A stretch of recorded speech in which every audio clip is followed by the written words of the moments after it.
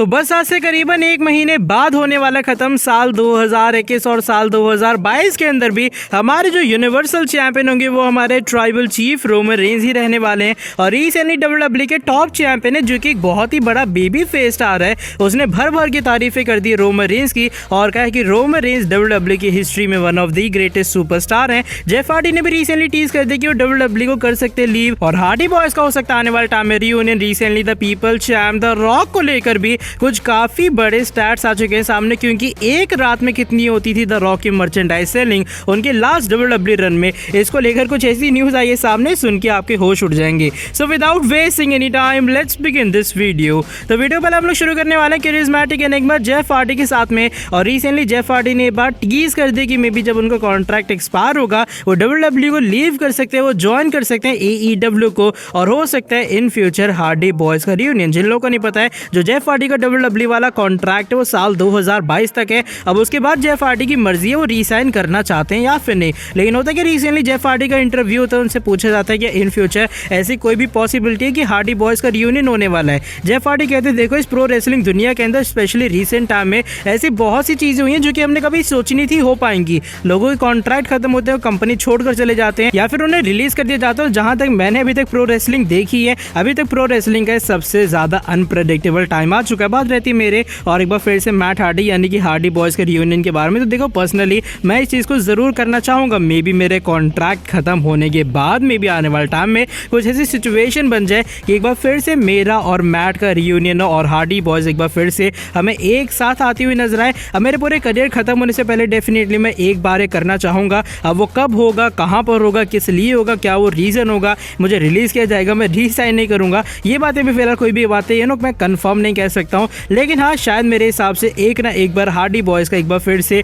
Reunion definitely होने वाला। तो ये वो कुछ बातें बड़ी जो कि जेफ हार्डी ने कही है कि हाँ भाई इन फ्यूचर रियूनियन हो सकता है, क्योंकि रिसेंट टाइम जो प्रोफेशनल रेसलिंग में का है जरूर मैं ये कहूंगा काफी अनप्रेडिक्टेबल रहा है। अगर मैं आज से 5 साल पहले आपसे कहता या फिर 3-4 साल पहले ही कहता कि एक दिन ऐसा आएगा कि भैया डब्ल्यूडब्ल्यूई अपने हर महीने 2-3 बार 10 से 15 सुपरस्टार्स को कंपनी से रिलीज करेगी, डेफिनेटली बेट के कोई भी बंदा उस चीज पे बिलीव नहीं करता। लेकिन आज सिचुएशन ऐसी आ चुकी कि अगर कल सेथ रॉलिंस को भी फायर कर दिया जाता है ना तो सुनने में वो थोड़ी नॉर्मल टाइप से ही चीज लगेगी। अब सेथ रॉलिंस जस्ट मैंने एग्जांपल लिया, कोई भी फैन ऑफेंड मत होना। लेकिन अब हम लोग बढ़ लेते हैं आज की हमारी नेक्स्ट अपडेट की तरफ, और इस बार जुड़ी है the people's champ the brahma bull the rock के बारे में। द रॉक डब्ल्यूडब्ल्यूई के अंदर काफी ज्यादा फेमस है और अब तो भाई वो हॉलीवुड के one of the biggest star बन चुके हैं। और द रॉक की जो पॉपुलैरिटी लगातार बढ़ती जा रही है, यही वो रीजन है हम क्यों द रॉक को भी कहते हैं डब्ल्यूडब्ल्यूई का one of the mega star just like John Cena. लेकिन रिसेंटली होता है कि डब्ल्यूडब्ल्यूई का एक जो पुराना ऑफिशियल है उसका इंटरव्यू होता है। इस इंटरव्यू के अंदर वो काफी सारी चीजें रिवील करता हुआ नजर आता है और वो काफी शॉकिंग चीजें रिवील करते हैं जिसको सुनने के बाद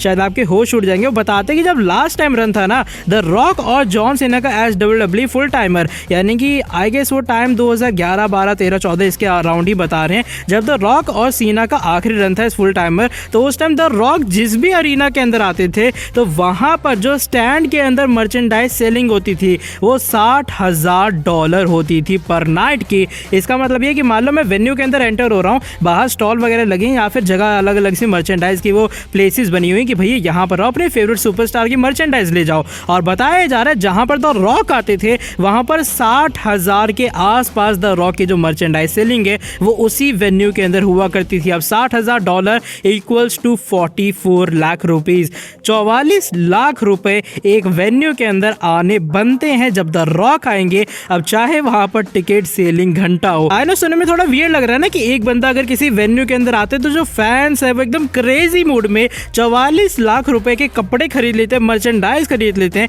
सुनने में मुझे भी काफी वियर्ड लगा था, लेकिन भाई यही वो रीजन है कि हम अपने the people's champ the rock को मेगा स्टार कहते हैं। इसे कहते हैं स्टार पावर, इसे कहते हैं तगड़ी पॉपुलैरिटी जो कि द रॉक में स्टार्टिंग से ही थी। अब जॉनसन डब्ल्यूडब्ल्यूई के काफी पॉपुलर स्टार है, रोमन रेंज काफी पॉपुलर है, लेकिन भाई मेरे हिसाब से इस चीज को कोई भी सुपरस्टार मैच नहीं कर पाएगा। और बताया जा रहा है जो अराउंड डब्ल्यूडब्ल्यूई कमा पाती थी मर्चेंडाइज सेलिंग से सिर्फ द रॉक के वेन्यू स्टैंड्स के अंदर वो $13 मिलियन होता था पर ईयर का, और $13 million per year 97 crore rupees होती है इंडियन रुपीस के अंदर। और ये लेसनर के कॉन्ट्रैक्ट से भी ज्यादा है। वैसे लेसनर का जो डब्ल्यूडब्ल्यूई कॉन्ट्रैक्ट है वो $12 मिलियन का है, और भाई उससे ज्यादा द रॉक अपनी मर्चेंडाइज सेल करके यहाँ पर इजी वे में निकाल लेते थे और डब्ल्यूडब्ल्यूई को इतना कुछ फायदा होता था द रॉक के लास्ट डब्ल्यूडब्ल्यूई रन के अंदर। अंतर। इसको लेकर क्या आपका ओपिनियन? सुनने में भाई मेरा पूरा दिमाग चकरा गया। बाकी आपका क्या ओपिनियन है जरूर शेयर करना कमेंट सेक्शन में। आज की जो हमारी नेक्स्ट एंड फाइनल अपडेट है वो जुड़ी current universal champion tribal chief head of the table Roman Reigns के बारे में। और रिसेंटली WWE के टॉप चैंपियन ने कहा कि जो रोमन रेंज है वो इस जनरेशन के one of the greatest superstar हैं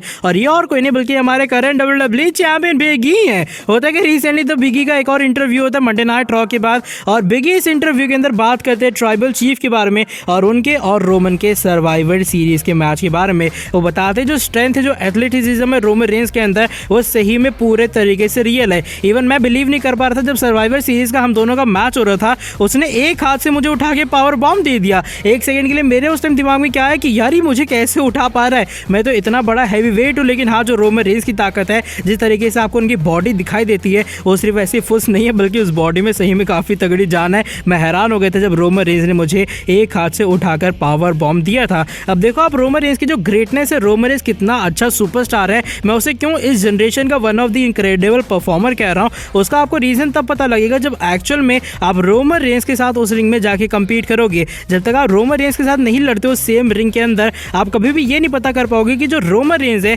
उसके अंदर एक्चुअल में कितने ज़्यादा कमाल की चीज़ें हैं। एक्चुअल में जो रोमन रेंज है वो कितना कमाल का परफॉर्मर है और स्पेशली जो उसका रन है एज ट्राइबल चीफ वो तो सही में बहुत ही ज़्यादा कमाल का है। और हाँ ये जो फैक्ट है कोई भी उसे दूर नहीं ले जा पाएगा इन फ्यूचर या फिर अभी भी कि जो रोमन रेंज है वो इस जनरेशन का one of the greatest superstar है। तो भाई ये तगड़े से फूल झड़े हैं अपने बिकी की तरफ से ट्राइबल चीफ रोमन रेंज को लेकर। इवन वो हैरान थे कि जो रोमन रेंज है उन्होंने एक हाथ से कैसे बिगी को उठाकर पावर बॉम्ब दे दिया। क्या आप भी इस बात से एग्री करते हो कि जो रोमन रेंज है वो इस जनरेशन के one of the greatest performer है? वैसे इस बात में कोई डाउट तो नहीं है लेकिन फिर भी जरूर बताना अपना ओपिनियन शेयर करना कमेंट सेक्शन में।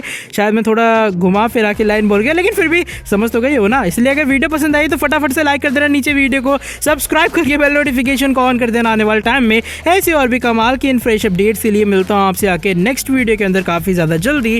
Till then bye bye, take care.